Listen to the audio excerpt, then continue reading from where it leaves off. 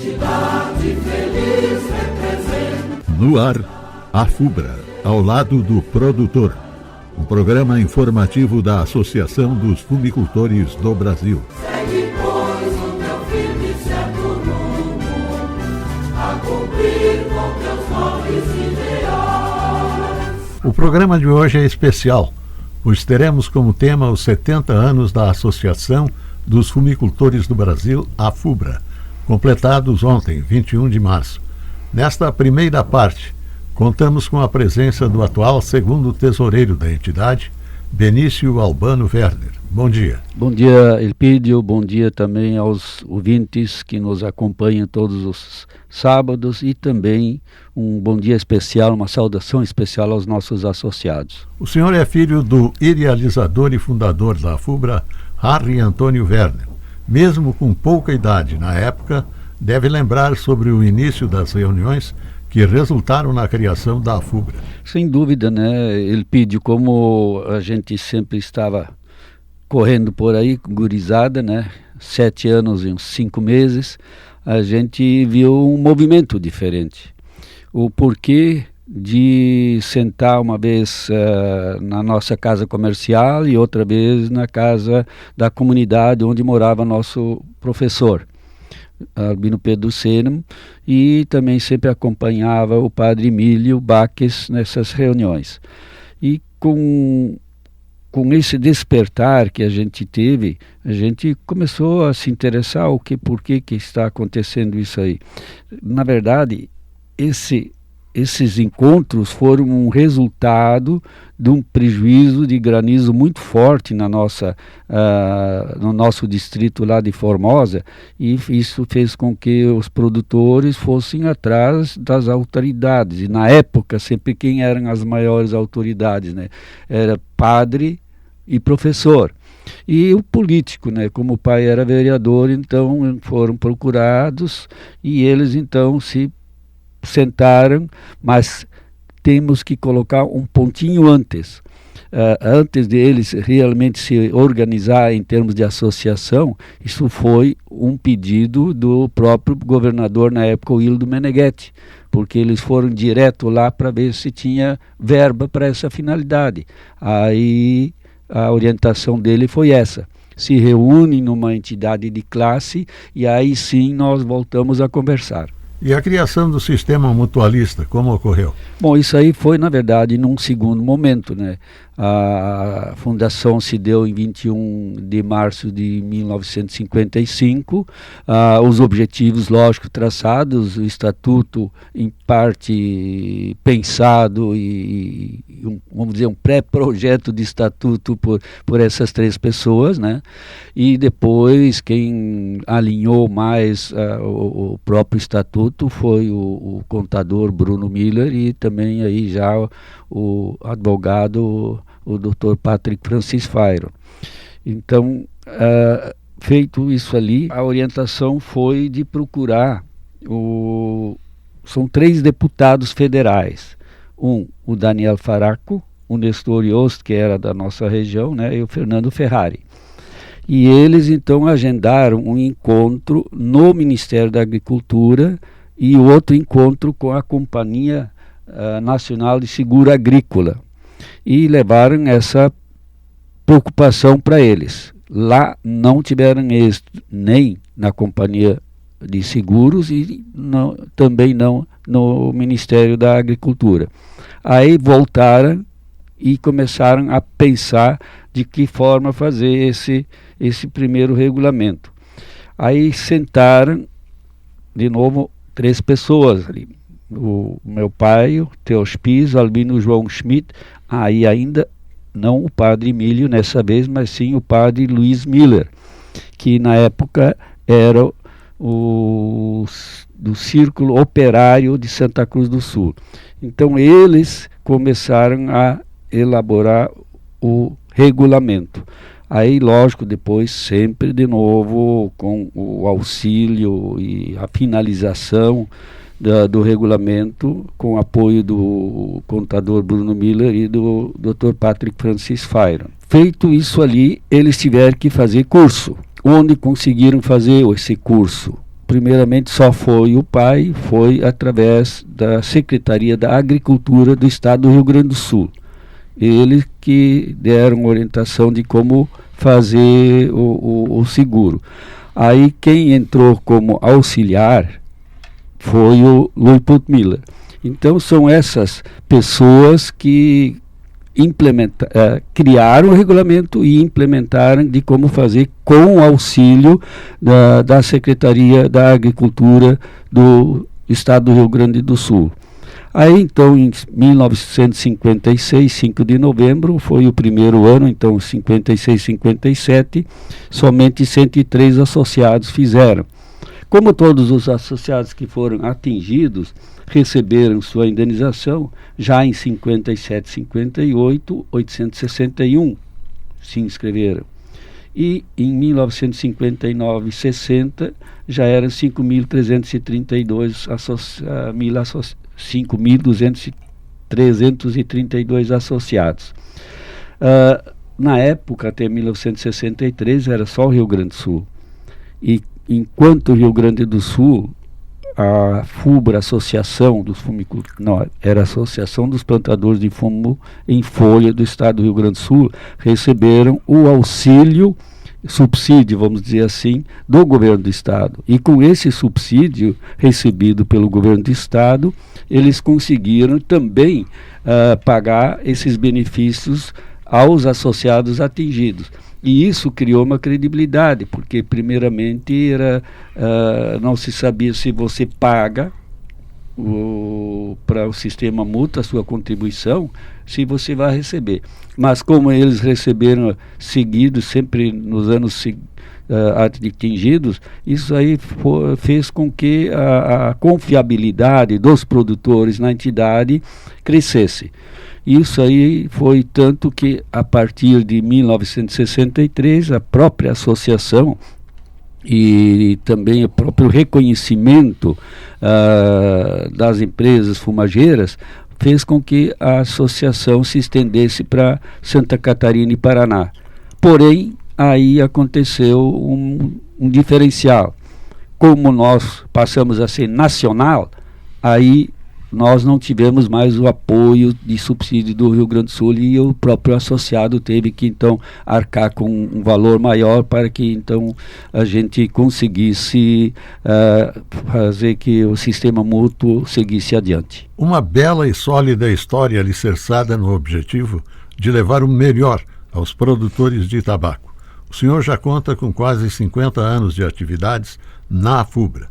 Como é fazer parte da história de 70 anos de uma entidade iniciada por seu pai? Bom, Elpidio, o que eu vou lhe dizer, a emoção da gente é muito grande, porque inicialmente, na verdade, nós não fomos assim aceitos pelo Harry Antônio Werner, né?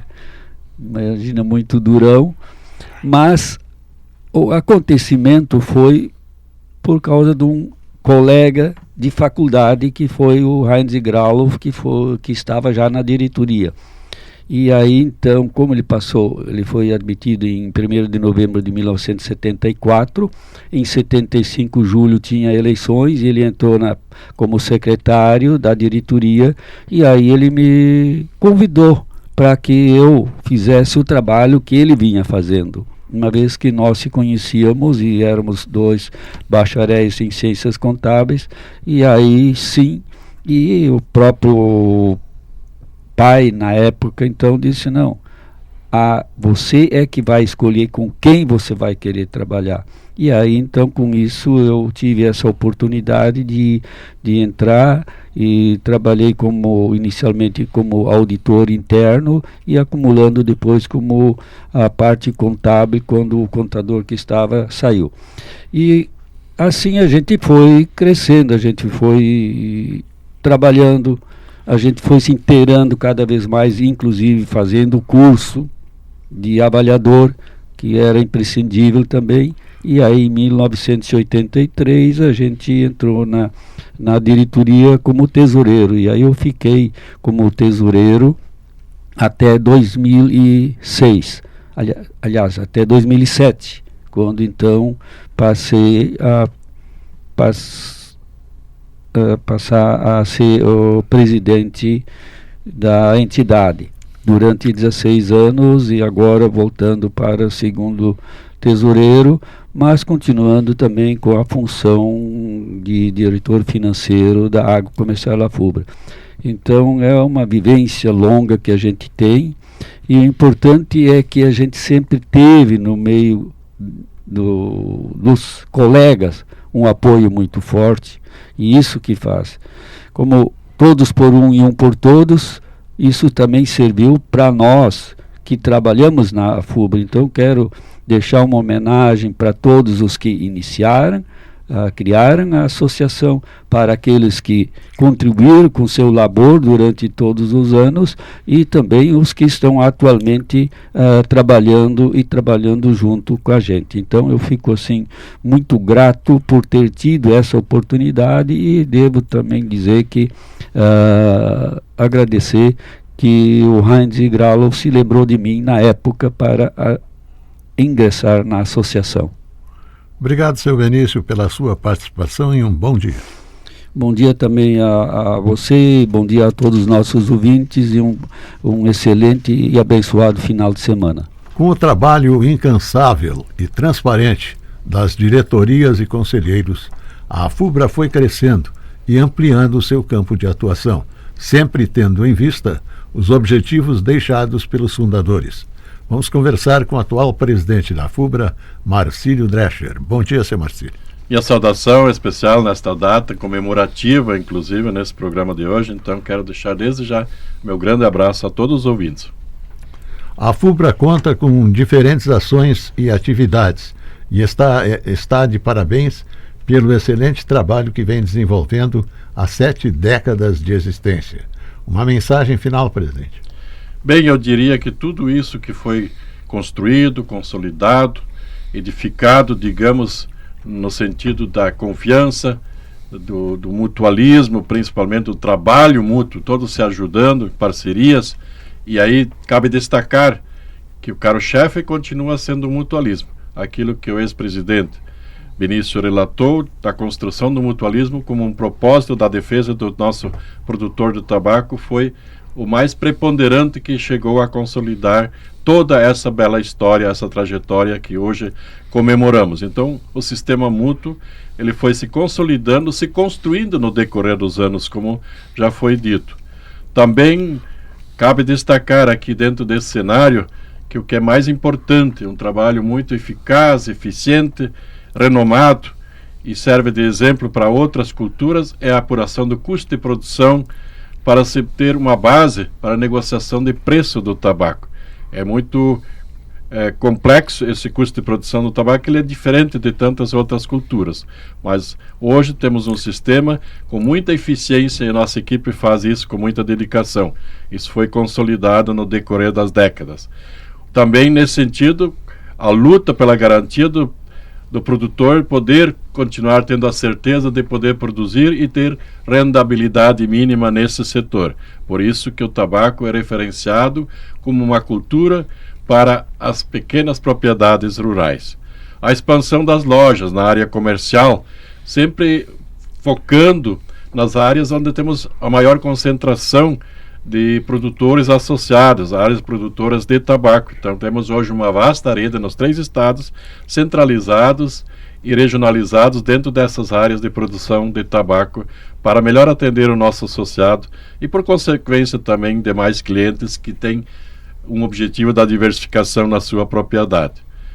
O viveiro florestal, que muito foi interessante no decorrer da história, primeiramente para atender demandas de lenha para o consumo do nosso produtor de tabaco, e hoje atendendo lenha energética também agrega valor, muitas vezes na comercialização de madeiras que o produtor tem sobrando ou em excesso, que além de usar para outras atividades, pode agregar renda. O Verde é Vida, que nasceu lá há mais de 30 anos, também como um programa, um projeto socioambiental, hoje transformado um programa educativo, tem agregado muito e colaborado muito na educação de muitos adolescentes que hoje já são adultos no decorrer desta história. E, por fim, a Expo Agro, a FUBRA, que logo mais estará acontecendo de novo, a 23ª edição, a partir dessa semana do dia 25, mais uma grande Expo Agro estará sendo realizada no foco da diversificação de cultivo nas pequenas propriedades. Por isso nós somos referendados como a maior feira voltada à agricultura familiar. Por fim, quero agradecer nesse momento, que é muito importante referenciar os nossos ex-presidentes. Eu quero citá-los aqui em memória. Harry Antônio Werner, que foi o sócio, aliás, o presidente fundador, e levou adiante toda essa ideia que lá na década de 50 surgiu com várias figuras iluminadas que construíram o projeto de uma entidade que se tornou a FUBRA. Na continuidade, Alvino João Schmidt, José Avelino dos Santos, James Jameson, Heinz Graloff e Benício Albano Werner, vários deles exerceram a função de presidente por vários mandatos. E também a todos os demais diretores que compuseram essas diretorias, os conselheiros, os funcionários colaboradores que ajudaram e ajudam a construir a história da FUBRA. Portanto, temos neste momento ser gratos aos associados também, pela confiança no trabalho e tem amparado a todos os momentos nas assembleias as melhores decisões para efetiva continuidade desta grande organização que é a FUBRA, a história de muita gente. Agradecemos a presença do presidente da FUBRA, Marcílio Drescher. Bom dia, presidente. Um grande abraço mais uma vez a todos. No próximo sábado, neste mesmo horário e nesta mesma emissora, mais um programa A FUBRA, ao lado do produtor. Programa informativo da Associação dos Fumicultores do Brasil. Segue, pois, o teu firme e certo rumo, a cumprir com teus nobres ideais.